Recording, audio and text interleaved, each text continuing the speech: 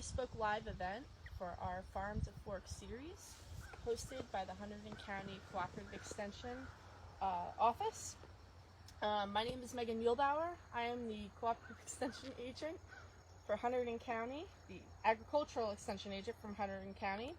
And we are here at the Rutgers University Center for Sustainable Agriculture, otherwise known as the Snyder Research Farm.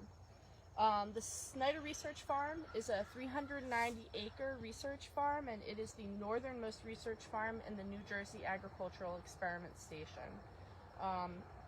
This farm in any given year is host to over approximately 75 different research trials, ranging from lawn and garden trials to tree fruit trials to exotic vegetable trials.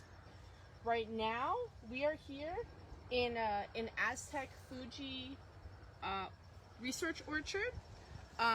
These Aztec Fuji apples will not be ready until later in October, but I wanted to talk about them a little bit because they're looking beautiful right now. They're hanging on the trees. Aztec Fuji apples were actually developed in New Zealand.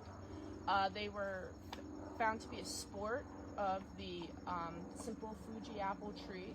A sport is when there's a random genetic mutation on an apple branch or a single apple, and a farmer or grower generally decides to try to grow that apple, seeds from that apple out to develop a new variety. Other apple varieties that are available at this time are Northern Spy. That's a crispy apple, really dark, very darkly colored, very flavorful. Mutsu is another apple that you'll be seeing around this time. That's a greener apple. It's very large, so you get a lot of bang for your buck with that particular variety. And it also is particularly tasty when you first eat it when you first harvest it off the tree. So it's a great apple to get at a pick your own orchard if you decide to go apple picking this weekend. Lastly, the Suncrisp apple is one of my favorite apples that are going to be ready pretty soon. This apple was actually developed at Rutgers University by the Rutgers University Tree Fruit Breeding Program. Suncrisp is notable for a yellow, golden background color, and the overcolor is a beautiful orange-red blush. It has a really great flavor. It's very high in acid and also very high in sugar, so it's actually very complex. An interesting apple. It has a background of Cortland, Cox Orange, Pippin, and Golden Delicious. Now, one thing to note if you're going to go out and you're going to purchase some Suncrisp apples or look for them at your local farmer's market, is that these apples, the skin of these apples tends to dry up when they've been in cold storage, so they need to be put into a plastic bag before you put them into your cold storage, like your refrigerator or your garage. Now back to these Aztec Fuji apple trees that we have here. This is an 8-year-old orchard. It's a high-density orchard, so it's a little interesting. High-density orchard means that we're growing these trees pretty closely together, only 2 or 3 feet together. And they're being grown on a trellising system, kind of like what you would do with grapes. And in this system, we prune out all the really big wood of these apple trees, and we only leave the weak fruiting branches. This makes for some really excellent fruit. Growers get really high yields of fruit off of these trees. They also tend to cover up even better than you would in a standard orchard. And the fruit themselves the fruit itself can be quite large, which is all great, all things that we want, right? So now the reason that these trees can be grown in this particular system is because they have dwarfing rootstocks that they're grown on. So what that means here, I'm going to show you, that this top of this tree that we're looking at, this is your Fuji apple Scion. So this is your variety of interest. But this particular tree, this has been grafted onto a root system down here, and that's your rootstock. Now the union between your rootstock and your Scion, which is the top, is your graft union. Now the rootstock imparts characteristics that will dwarf the tree. It will also impart disease resistance to soil-borne microbes oftentimes, and it will also often impart drought tolerance. So that's why we like to do that. If we just had this Scion wood of this Aztec Fuji apple tree growing by itself, it would be a gigantic tree. Really quite overwhelming, and we wouldn't have all of these disease and drought tolerance benefits.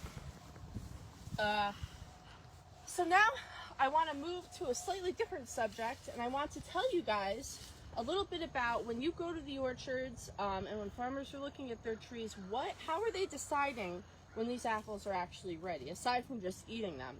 There are a couple really notable characteristics that growers really look for.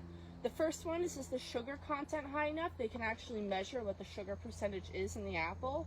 Should be about 13% or more, and that's how they know it's going to be ready, that it's ready.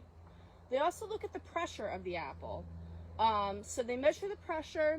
It generally wants to be about 13 pounds because as the harvest season, as it gets closer to when you want to harvest, as it gets closer to maturity and being ready, the pressure of those apples themselves will go down to about 13 pounds. Now below that, you don't want to go below that. There's a sweet spot there at 13 pounds because if you go below that, you have a mushy apple and nobody really wants that, obviously. The last thing that growers are looking at when they're deciding when to harvest is the starch content of the apples. So they'll look at the flesh, they actually spray it with a certain compound, and it'll tell them how much starch they have in the apple. If there's too much starch in an apple, that means the starches have not yet been converted to sugars by the enzymes in the apple, so they still need to be waiting a little longer. Again, higher sugar content, that's what you want for a desirable apple. Now for you guys at home, going out to the orchards, going to a U-Pick orchard, how do you decide? How do you know? Because you don't have all of these measurements, right? So the first thing I suggest is when you go to an orchard and either you ask which apples are ready, or generally they're going to point out to you, the farmer will have marked out what are the apples that you should be picking. He doesn't just mark those out for fun, he marks them out because those are the apples that are ready. Those are the ones that are at peak ripeness. Those are the ones that he suggests to be picking. So listen to the farmers, they know best. Now the second thing you can be looking for actually is the background color of the apple, and I have examples here. So apples have the blush color over the top, and then they have a background color. Generally this background color is going to be turning from a darker green or even a bright green to a lighter green cream color, and that's how you know the apple is ready. You can see it here. Some apples it's a little easier to see it in the stem cavity area right here. This is just starting to turn cream, this variety. These are our Fuji apples that we're looking at. They're still a little bright green, but they are turning to a cream, so I'm going to make a decision soon to be picking them, I think, in the next week or two. And that's how you know that, when you start seeing that color change. Not all varieties you can do that for. Some varieties are a bright red color, and it's a lot more challenging to do that, and that's when you really have to go by what the farmer has indicated as whether they're ripe or not.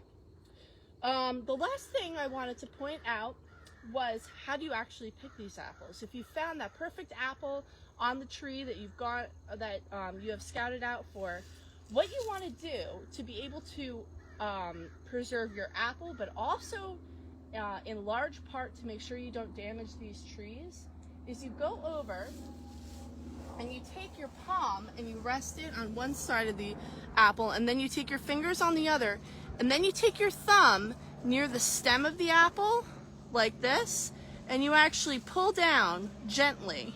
And you want, this is a little short, the stem, but generally you want that stem to stay on the apple tree. You don't want to be lifting, you don't want to be ripping these buds off of the tree, because these buds are going to help you, or these buds are going to produce your apples next year. So it's really important for you to help the growers by preserving these buds for next year. But that's your way. Here, I can show you once more, right here, grabbing it delicately, and then you pushing up with the stem. This might be a little harder. This is the perfect one. So that stem is still on the tree. You can see here, right? And we've preserved this. We've preserved the bud right here for next year. The spur. The spur is the proper term. So that concludes our first Facebook Live for our Farm to Fork series. So I encourage you all to go out and to pick some apples this weekend, now that you have some good tips and tricks for that. I would encourage you to check out, to find an orchard near you by looking at our Hunterdon County 579 trail that was developed by our Hunterdon County Department of Economic Development. My apologies. It's a beautifully done website, and it will really help you to hone in on which of these orchards are closest to your home. I would also encourage you to tune back into our Facebook Live this Thursday at 4 p.m. On October 8th, where our Family Consumer Health and Science agent, Sandra Grency, is going to be teaching everyone how to make some delicious apple cinnamon chips from the apples that you're going to be harvesting, I hope. Thank you for tuning in.